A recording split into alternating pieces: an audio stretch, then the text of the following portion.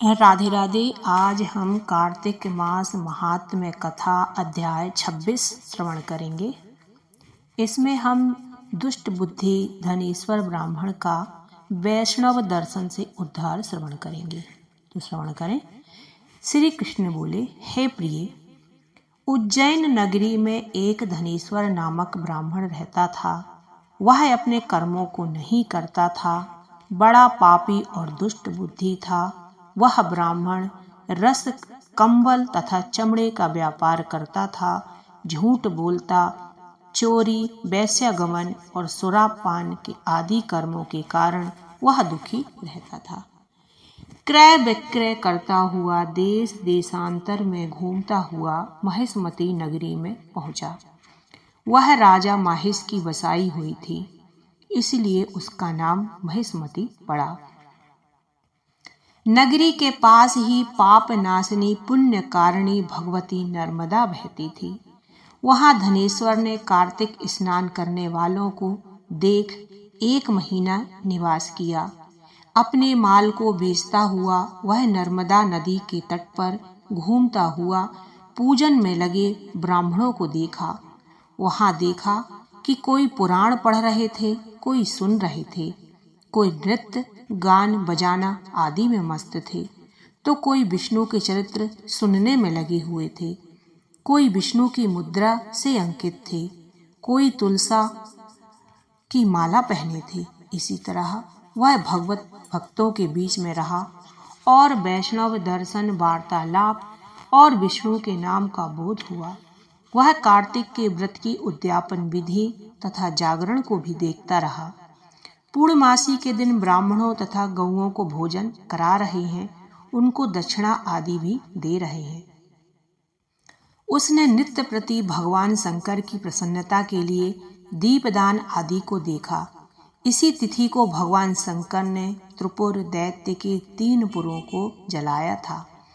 इसलिए शिवजी के भक्त इस तिथि को दीप उत्सव मनाते हैं। श्री कृष्ण बोले, जो मुझ में और महादेव जी में अंतर मानता है, उसकी सारी क्रियाएं निष्फल हो जाती हैं। धनेश्वर वहां की पूजा विधि देखता हुआ इधर उधर घूमता रहा। तभी एक काले सर्प ने उसे काट लिया और वह मूर्छित होकर गिर पड़ा। भक्तजन उसको गिरा हुआ देख उसके चारों ओर इकट्ठे हो गए और तुलसी दल मिश्रित जल मुख में डाला और उसके प्राणांत हो गया। तब यम के दूत उसे बांधकर कोड़ों से मारते हुए यमपुरी को ले गए। उसे देख चित्रगुप्त ने यम से कहा कि इसने बाल्यकाल से लेकर आज तक कुकर्म ही किया है। इसके जीवन काल में पुण्य का कहीं लेस मात्र भी नहीं दिखाई देता और इसके पापों की संख्या को मैं 1 वर्ष में भी कहने में असमर्थ हूँ। यह महापापी है, अतः इसको 1 कल्प तक घोर नरक में डालना चाहिए। श्री कृष्ण जी बोले, यह बात सुनकर यमराज अति क्रोधित होकर काल और अग्नि के समान स्वरूप दिखाते हुए अपने अनुचरों को आज्ञा देकर कहा, हे प्रेत सेनापतियों, इस दुष्ट को मुदगरों का प्रहार करते हुए कुंभीपाक नरक में ढकेल दो। तब मुदगरों की मार से उसका मस्तक फूट गया।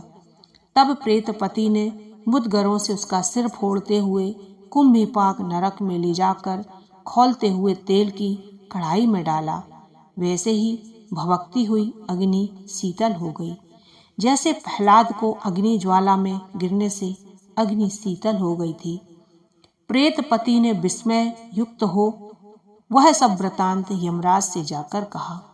यमराज प्रेतपति की बात सुनकर विस्मय से उसको बुलाकर विचार करने लगे। तभी वहां नारद जी पधारे और कहने लगे, हे यमराज, यह ब्राह्मण नरक में डाले जाने योग्य नहीं है, क्योंकि इसने अंत समय में कुछ शुभ कर्म किए हैं जो कि नरक यातना को नष्ट करने वाले हैं।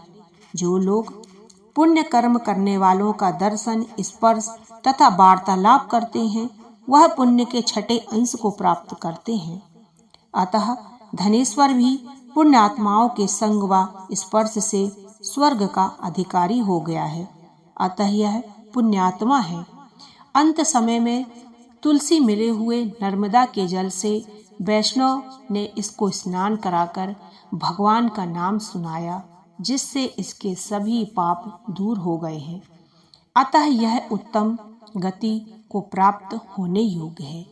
वैष्णव की इस कृपा है, इसलिए इस धनेश्वर को यक्ष योनि देकर इसके पाप भोगों को दिखाने वाले सब नरक दिखा दो। भगवान श्री कृष्ण ने कहा, जब नारद जी ऐसा कहकर चले गए तो धनेश्वर को पुण्यात्मा समझाते हुए यमराज के दूतों को उसे नरक दिखाने की आज्ञा दी। कार्तिक मास महात्म्य की जय। बोलो विष्णु भगवान की जय। लक्ष्मी जी की जय। राधे राधे।